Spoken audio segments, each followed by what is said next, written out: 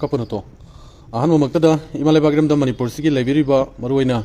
Civil Society Organization, Unamaki Puning Chinjaraga, Cybercrime Gisu Puning Chinboina, Karigumba, Wafam Kradang, Live Siga Lunena, Ogdam Zagame Madudi, Ekoi Nomakangdana, Togliba, Cybercrime Gi,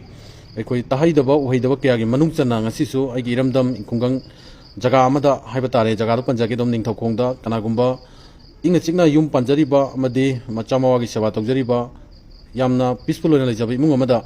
Ekoi mobile phone gi Kutanga, Hariba, Imungasigi, phone si hector Batunda, WhatsApp si hector Batunda, Magi WhatsApp the army, but listing have the Magi Kanachanaba, Murmapang Sing, Aduga, Magi Atopo Ofiski, Lariba, WhatsApp group sing da, Hariba, Ekoi phone ginuaitaba video, Amadi, Matam Sigadi Yamna, Chanadraba, Miamada, Ekoi Aranba video Tazalaga, Natragana. Kari Hagani, Yang Hidaba picture Tazalakanda, Sen Gidiman Toba, Sugumagi, Churches Yam Wankalapa, Singumari Lenasi, Hari Bobectimo Horoba, Imungasigi Saitagi, Karim Wafum Tamzari Madudi, Prajana, Miamna, and Nangi number Dagi, Smaito, the video, Makatara, Natragana, Nangi Pondris, Manla, and Kamanto, no Hidden Hangibagi Mohota, Ekoi Lekaitanaba Laura, Kongo in Ganina, Tragana, do talk, have a chimba, Yamna, decision low with Yamna Tuba, Saubagi Iruinaba. Disela Malawi with the gay Harry Mungsi, Aki Bagima Sagway, Prajana Makari Haraka, the gay Aduga, Ladiba, Sakina, Marmo Punks in the Makoi Bukari, Kadagi, Habadagi, Wakalsi, Nusum Janabama, the Aki Bagi Ruinana, Laibadagi, see, Tangama Fadana Life, see, Taduk Savani, Mayam, Supuni Wakal Laitana, Taminasi,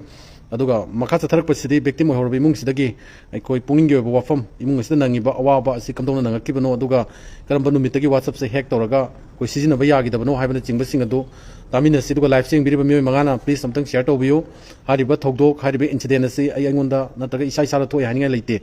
If I don't say I will meet Kanisuri, what's up Hector gives that. Marang Pumama Kaitova, Mama Kaitoraga, Ketanikan Giroko, Pumama Kaitoraganda, Hariba, Yang Haidaba, Heidi, Pazataba Pocha, Punka, the Tarcorino. Taruga Tarakre. Putro the Tarak and the phone on Toxila with the Libra. I do the talk there. I don't want number. I'm Tarak Harbour. I do Taraga video Tazala Tokre. I do Matunga Nogi, WhatsApp list to the Auriba, family, friend of BI, Atopa, officially WhatsApp group of BI, Hari Kutanga, Nogi phone number, Kutanga, what messaging to Tarak have never. Aduga Mayam Harisina, annoy smite of Nino Congo in Anina Tratina, do Tony have a Polamala have never. My chope, my cool, I don't know more Congo in Rabanina, no can go hide the new like I live in a Mashinguna, Madi Tabakani, Punbutakani, and Tokani and Layamna. The Haris Gimatanga, police from Torabra. Police Tanganachale, and then the police Akudi cannot tell a Rosh Camdona, Salon Hide, and they got certain amount of the Amazangam, there is a minute domain. But I summer Yaurage, Sabakanda, Madumari Potobum Changi. I do a live set Harbi Madam de Aquina, Mayam, the single Pumchang is a Kanakanda. Hadi Potse. Masamawa later Bangatani Kanagumaki personal WhatsApp around photo video Taba Simasi, Otomani, Tagin Sukalo, Adobo Patra, Mifeta Singaduna, Haribo WhatsApp to Hector Batunda, not the way the photo video Tazalakanda, mentally harassment Piba, to get 6 second opsanda, Nangadu Togia, Datoge, Harakanda, Pasagi, and sometime Makotpa, Mamang Taktaso, Iramdamani Polisi Saknairaba, film artist, Eko Arke, Somen Romiam, the Kaiku Harga Kanaba, Yamba Sidasu Kibagi, Mayamna, Fong Sana Tinagre, Adunamasiano Bunate, Adubo, Nuaizabadi. Hariba, Imungasida, Laikaina, Natragana, another Atopa Pifalna, Lano Ubiriba, Lani Yingiribo Wakalondo, Handopio, the Sena Atumba, Sengba, Habatu, Putomina Batunda, Ikoi Makoi, Lalaiba Mission Titoga, Pana, Honagavani, Adugi Mahuta, Kasukanga Imu, Amadi, Nupiang Sings the Wawa Pibagi, Koitadu Wakalon, Taduminasi, Habatare, Adugi Vana Dika Hanging, Adu Mayam Dina, Hijaning Woman Life, please here to Biomasi, Amnamio, Amasi, Bamasung Sangbayaba, Adumba, Tanja Tanka, Amani. Maramaduna, Ikogi, Hozik Oriba, Pibam situation, Jam Patalaktaba, Adan Marina, Cyber Community Ladiba, Ikogi,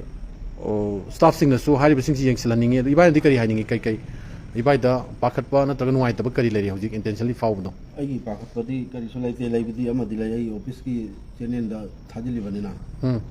Officana Cocolay, Condrigo, Canada, Awaba. Hi, but the Sasha Kogi contact a Tabaktovina, regularity, I don't know, I booked up Pumo, I the Manalana Kalaga Tabak to terminate or Kadra Hibaki, Akiba Dula have never. I do it target and Hanina, Hayimak, Isagi Mobile, ꯄꯥꯏꯁꯟꯕꯤꯔꯣ ꯑꯗꯨꯒ cyber ꯀ꯭ꯔꯥꯏꯝꯗ ꯑꯩꯈꯣꯏꯅ report ꯇꯧꯕ ꯑꯃ ꯆꯪꯉꯤ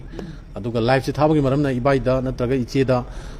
ꯂꯩꯔꯤꯕ ꯃꯌꯥꯝꯅ ꯌꯦꯡꯉꯤꯕ ꯃꯤꯠꯌꯦꯡ ꯍꯥꯏꯇꯥꯔꯦ ꯅꯣꯏꯒꯤ ꯅꯝꯕꯔꯗꯒꯤ ꯍꯥꯏꯔꯤꯕ ꯃꯦꯁꯦꯖꯇꯣ ꯂꯥꯛꯑꯕꯅꯤ ꯃꯤꯅ ꯍꯥꯏꯗꯨꯗꯤ ꯆꯨꯝꯃꯤ ꯈꯜꯂꯤꯕ ꯋꯥꯈꯟꯗꯣ ꯂꯥꯜꯂꯤ ꯍꯥꯏꯇꯥꯔꯦ ꯅꯣꯏꯁꯦ ꯀꯃꯥꯏꯅ ꯇꯧꯔꯤꯅꯣ ꯍꯥꯏꯔꯗꯤ ꯅꯣꯏ ꯄꯨꯂꯤꯁꯇꯁꯨ ꯆꯠꯂꯨꯔꯦ ꯑꯗꯨꯒ ꯁꯨꯃꯥꯏꯅ ꯂꯩꯔꯦ ꯍꯥꯏꯕꯗꯨꯝꯗꯤ ꯁꯦꯡꯗꯣꯛꯄ ꯑꯃ ꯆꯪꯉꯤꯗꯅ ꯑꯗꯣ ꯂꯥꯏꯚ ꯊꯥꯏꯁꯦ ꯀꯩꯒꯤꯅꯣ ꯍꯥꯏꯔꯀꯥꯟꯗ ꯏꯕꯥꯏꯗ ꯊꯣꯛꯏꯕꯗꯨ ꯀꯅꯥꯒꯨꯝꯕꯅ ꯊꯣꯛꯑꯦ ꯍꯥꯏꯅꯤꯡꯉꯥꯏ ꯂꯩꯇꯦ ꯊꯣꯛꯂꯛꯄ ꯃꯇꯝꯗꯗꯤ ꯑꯩꯈꯣꯏ ꯈꯨꯗꯤꯡꯃꯛ ꯇꯁꯦꯡꯅ ꯑꯩꯅ ꯍꯦꯛꯇ ꯇꯧꯕꯩ ꯅꯤꯡꯕꯒꯤ ꯀꯟꯁꯦꯞ ꯑꯃꯁꯨ ꯈꯟꯕꯗꯨ ꯐꯠꯇꯦ ꯍꯥꯏꯕꯅꯦꯕ ꯅꯤꯡꯗ ꯂꯦꯞꯄꯤꯔꯤꯕ ꯏꯃꯥꯕꯣꯛꯅꯗꯤ ꯀꯩ ꯍꯥꯏꯅꯤꯡꯉꯤ ꯃꯥꯒꯤ ꯃꯣꯏ ꯑꯅꯤꯁꯦ ꯅꯨꯡꯉꯥꯏꯇꯕꯗꯣ ꯍꯥꯏꯗꯤ ꯊꯕꯛ ꯏꯕꯛꯇꯣ ꯈꯔ ꯑꯗꯨꯅ ꯄꯨꯛꯆꯥꯛ ꯄꯨꯖꯔꯤꯕꯅꯤꯅ ꯄꯩꯁꯥꯗꯨꯅ ꯀꯧꯈꯠꯂꯅꯤ ꯉꯁꯤꯗꯤ ꯅꯣꯡꯃꯥꯏꯖꯤꯡꯅꯤꯅ ꯀꯧꯈꯠ ꯀꯩꯗꯧꯕ ꯌꯥꯎꯒꯦ ꯏꯌꯥꯝꯕ ꯍꯥꯏ ꯊꯧꯅꯥꯎꯖꯝ ꯄ꯭ꯔꯤꯌꯣꯕ꯭ꯔꯇ ꯁꯤꯡ ꯍꯧꯖꯤꯛꯀꯤ ꯄ꯭ꯔꯣꯕ꯭ꯂꯦꯝꯁꯦ ꯑꯩꯈꯣꯏ ꯋꯥꯆꯞꯇ ꯑꯟꯅꯣꯟ ꯅꯝꯕꯔꯅ ꯀꯣꯜ ꯇꯧꯁꯜꯂꯛꯑꯒ ꯀꯩꯒꯨꯝꯕ ꯂꯤꯡ ꯑꯃ ꯊꯥꯖꯤꯜꯂꯛꯑꯀꯥꯟꯗ ꯍꯥꯏꯔꯤꯕ ꯂꯤꯡꯛꯇꯨ ꯆꯪꯉꯨꯔꯀꯥꯟꯗ ꯑꯩꯈꯣꯏ ꯅꯠꯇ ꯑꯣꯏꯗ ꯐꯣꯇꯣ ꯄꯤꯛꯆꯔ ꯊꯥꯖꯤꯜꯂꯛꯑꯒ ꯍꯥꯏꯔꯤꯕ ꯋꯥꯆꯞꯇꯣ ꯍꯦꯛ ꯇꯧꯈꯤꯕ ꯑꯗꯨꯒꯤ ꯃꯇꯨꯡ ꯇꯥꯔꯛꯄꯗ ꯃꯥꯒꯤ ꯋꯥꯆꯞ ꯂꯤꯁꯇꯨꯗ ꯌꯥꯎꯔꯝꯃꯤꯕ ꯑꯦꯅꯤ ꯑꯇꯣꯞꯄ ꯃꯦꯝꯕꯔꯁꯤꯡꯗ ꯍꯥꯏꯔꯤꯕ ꯚꯤꯗꯤꯑꯣ ꯚꯣꯗꯣꯁꯤꯡꯗꯣ ꯑꯃꯨꯛ ꯁꯤꯌꯥꯔ ꯇꯧꯔꯀꯥꯟꯗ ꯏꯃꯨꯡ ꯃꯅꯨꯡꯁꯤꯗ ꯃꯌꯥꯝꯅ ꯑꯈꯨꯕ ꯃꯤꯠꯌꯦꯡ ꯑꯃꯗꯤ ꯅꯨꯡꯉꯥꯏꯇꯕ ꯇꯍꯩ ꯎꯍꯩꯗꯕ ꯅꯠꯇ꯭ꯔꯒꯅ ꯏꯟꯇꯦꯟꯁ ꯑꯩꯈꯣꯏ ꯀꯔꯤ ꯍꯥꯏꯅꯤ ꯄꯨꯛꯅꯤꯡ ꯋꯥꯈꯜ ꯁꯣꯟꯊꯕ ꯌꯥꯕ ꯋꯥꯍꯩ ꯋꯥꯇꯥ ꯆꯩꯕꯒꯤ ꯑꯋꯥꯕ ꯑꯃ ꯄꯤꯕꯗꯨꯅꯤ ꯍꯥꯏꯇꯥꯔꯦ ꯁꯦꯡꯅ ꯍꯥꯏꯔꯒꯗꯤ ꯃꯣꯕꯥꯏꯜ ꯐꯣꯟ ꯍꯦꯛ ꯇꯧꯔꯒ ꯑꯩꯈꯣꯏ ꯀ꯭ꯔꯥꯏꯝ ꯆꯠꯊꯔꯛꯄꯅꯤ ꯍꯦꯛꯇꯨꯅ ꯀꯅꯥꯅꯣ ꯍꯦꯀꯔꯗꯨ ꯀꯅꯥꯅꯣ ꯍꯥꯏꯕꯗꯤ ꯍꯧꯖꯤꯛꯃꯛ ꯈꯪꯗ꯭ꯔꯤ ꯑꯗꯨꯕꯨ ꯂꯥꯏꯚ ꯊꯥꯖꯔꯤꯁꯤꯗꯤ ꯍꯥꯏꯔꯤꯕ ꯏꯃꯨꯡꯁꯤꯗ ꯇꯥꯔꯤꯕ ꯑꯋꯥꯕꯁꯤ ꯃꯤ ꯈꯨꯗꯤꯡꯃꯛꯀꯤ ꯁꯦꯡꯗꯣꯛꯅꯕꯒꯤ ꯇꯥꯟꯖꯥ ꯐꯪꯗꯕꯅꯤ나 ꯂꯥꯏꯚ ꯊꯥꯔꯒ ꯃꯁꯛ ꯑꯃꯗꯤ ꯃꯃꯤꯡ ꯄꯟꯗꯅ ꯃꯤꯌꯥꯝꯗꯒꯤ ꯑꯩꯈꯣꯏ ꯃꯇꯦꯡ ꯅꯤꯕꯒꯤ ꯀꯩꯅꯣꯗꯨꯅꯤ ꯇꯥꯡꯀꯛꯇꯨꯅꯤ ꯑꯗꯨꯅ ꯌꯥꯔꯒꯗꯤ ꯃꯌꯥꯝꯅ ꯂꯥꯏꯚꯁꯤ ꯁꯤꯌꯥꯔ ꯇꯧꯕꯤꯌꯨ ꯄ꯭ꯂꯤꯖ 15 ꯃꯤ 15 ꯌꯦꯡꯉꯤꯕꯁꯤꯅ ꯏꯃꯨꯡꯒꯤ ꯑꯋꯥꯕꯁꯤ ꯁꯔꯨꯛ ꯌꯥꯕꯤꯕꯅꯤ ꯈꯟꯕꯤꯔꯒ ꯂꯥꯏꯚꯁꯤ ꯑꯃꯨꯛꯇꯪ ꯁꯤꯌꯥꯔ ꯇꯧꯊꯣꯛꯄꯤꯗꯨꯅ ꯍꯥꯏꯔꯤꯕ ꯏꯃꯨꯡꯁꯤꯗ ꯇꯥꯔꯤꯕ ꯑꯋꯥꯕꯁꯤ ꯀꯣꯛꯅꯅꯕ ꯑꯃꯗꯤ ꯏꯃꯥ ꯂꯩꯕꯥꯛ ꯏꯔꯝꯗꯝ ꯀꯪꯂꯩꯄꯥꯛ ꯃꯅꯤꯄꯨꯔꯁꯤꯒꯤ ꯇꯣꯉꯥꯟ ꯇꯣꯉꯥꯟꯕ ꯄ꯭ꯔꯖꯥꯁꯤꯡꯗ ꯍꯥꯏꯔꯤꯕ ꯊꯧꯗꯣꯛ ꯋꯥꯊꯣꯛꯁꯤ ꯃꯇꯨꯡꯗ ꯊꯣꯛꯂꯛꯇꯅꯕ ꯑꯃꯗꯤ ꯑꯩꯈꯣꯏ ꯈꯨꯗꯤꯡꯃꯛ ꯆꯦꯛꯁꯤꯟꯃꯤꯟꯅꯅꯕꯒꯤ ꯇꯥꯟꯖꯥ ꯑꯗꯨ ꯂꯧꯕꯅꯤ ꯈꯜꯂꯀꯥꯟꯗ ꯂꯥꯏꯚꯁꯤ ꯊꯥꯖꯕꯅꯤ ꯃꯈꯥ ꯇꯥꯕꯤꯔꯣ ꯃꯥꯕꯣ ꯈꯤꯇꯪ ꯀꯟꯅ ꯉꯥꯡꯕꯤꯌꯨꯀꯣ ꯀꯔꯤꯒꯨꯝꯕ ꯑꯣꯐꯤꯁꯥꯔꯗꯨꯅ ꯀꯧꯈꯠꯂꯒ ꯃꯥꯅ ꯀꯔꯤ ꯍꯥꯏꯅ ꯈꯨꯝꯗꯣꯔꯤꯃꯣ ꯅꯪꯉꯣꯟꯗꯩ ꯊꯥꯕ꯭ꯔꯥ ꯅꯪꯉꯣꯟꯗꯩ ꯃꯥꯏ ꯑꯦꯀꯥꯎꯟꯗꯒꯤ ꯑꯗꯨꯒꯤ ꯁ꯭ꯇꯦꯠꯃꯦꯟꯗꯨꯗꯤ ꯍꯥꯏꯔꯤꯕ ꯁꯥꯏꯕꯔ ꯀ꯭ꯔꯥꯏꯝꯗ ꯑꯩꯈꯣꯏꯅ ꯔꯤꯄꯣꯔꯠ ꯇꯧꯔꯀꯥꯟꯗ ꯁꯥꯏꯕꯔ ꯀ꯭ꯔꯥꯏꯝꯅ ꯄꯤꯔꯛꯏꯕ ꯃꯥꯒꯤ ꯃꯉꯣꯟꯗꯒꯤ ꯔꯤꯄꯣꯔꯠ ꯑꯃꯗꯤ ꯂꯥꯛꯀꯅꯤꯗꯅ ꯑꯗꯨꯅ ꯄ꯭ꯔꯨꯞ ꯑꯣꯏꯒꯗꯕꯅꯤ ꯍꯥꯏꯗꯤ ꯐꯨꯝꯕꯪꯅꯔꯕ ꯋꯥꯈꯜꯁꯤꯅ ꯀꯔꯤ ꯍꯥꯏꯔꯨꯅꯤ ꯑꯩ ꯍꯥꯏꯁꯦ ꯐꯠꯇꯕꯩ ꯅꯠꯇꯦꯀꯣ ꯍꯧꯖꯤꯛ ꯀꯩꯅꯣꯁꯤꯅ ꯑꯇꯣꯞꯄꯁꯨ ꯅꯠꯇꯦ ꯏꯆꯦꯆꯜ ꯉꯥꯛꯇꯅꯤ ꯃꯥꯁꯨ ꯃꯃꯤꯠꯇꯒꯤ ꯃꯄꯤ ꯇꯥꯅ ꯀꯞꯄꯦ ꯀꯣ ꯀꯞꯄꯤꯁꯤ ꯀꯩꯒꯤꯅꯣ ꯀꯅꯥꯒꯨꯝꯕ ꯑꯃꯇꯅ ꯁꯖꯦꯁꯟ ꯇꯧꯔꯛꯇꯕ ꯅꯪꯅ ꯊꯥꯔꯛꯑꯕꯅꯤ ꯅꯪ ꯈꯣꯡꯒꯣꯏꯅꯅꯤ ꯑꯩꯈꯣꯏ ꯁꯤꯅꯤ ꯌꯥꯝ ꯐꯠꯇꯕ ꯍꯥꯏꯁꯦ ꯑꯩꯈꯣꯏ ꯚꯥꯏ ꯀꯣ ꯑꯗꯨꯗꯤ ꯑꯩꯈꯣꯏꯒꯤ ꯑꯣꯔꯒꯅꯥꯏꯖꯦꯁꯟ ꯍꯥꯏꯇꯥꯔꯦ ꯁꯥꯏꯕꯔ ꯀ꯭ꯔꯥꯏꯝ ꯆꯠꯄꯩꯗꯨꯃ ꯑꯩꯈꯣꯏ ꯃꯇꯦꯡ ꯄꯥꯡꯒꯦ hints to haitare se chat kadamni sumai tawgudabni habaduma adu mina ngangak padasu hoi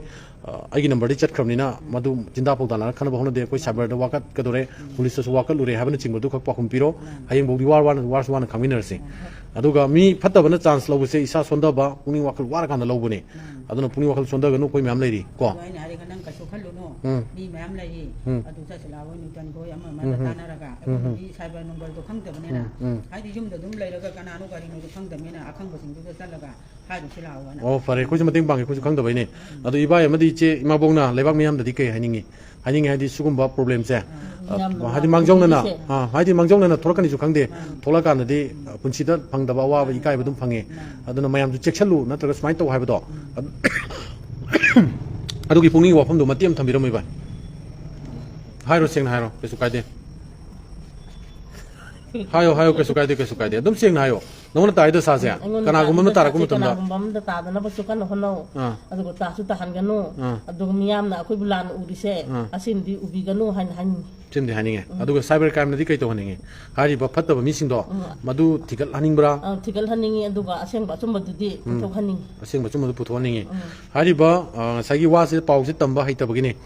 mayam da tension lak pada lo selak pagi tanja logjaraga hari bi mung sidai sida ikoi kana gumba hacker kanguna hack whatsapp hack tawgraba tungda hari ba whatsapp ki magi contact list yauri ba mayam da koi message na to oida video amadi photo na chingba thajal lakanda koi problem create torpui matang ni kari toba yaurage tawridu hai sanjana pebam hai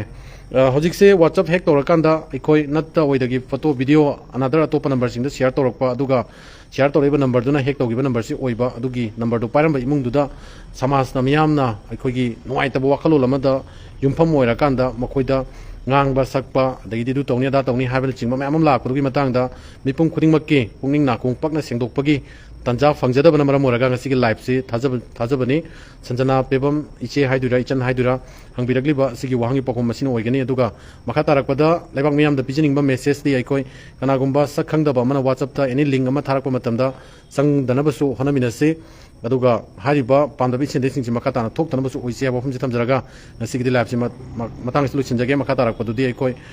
cyber crime do wakana nabagi koi report tongnabagi tanja dulu ji puno kai khono butchari thank you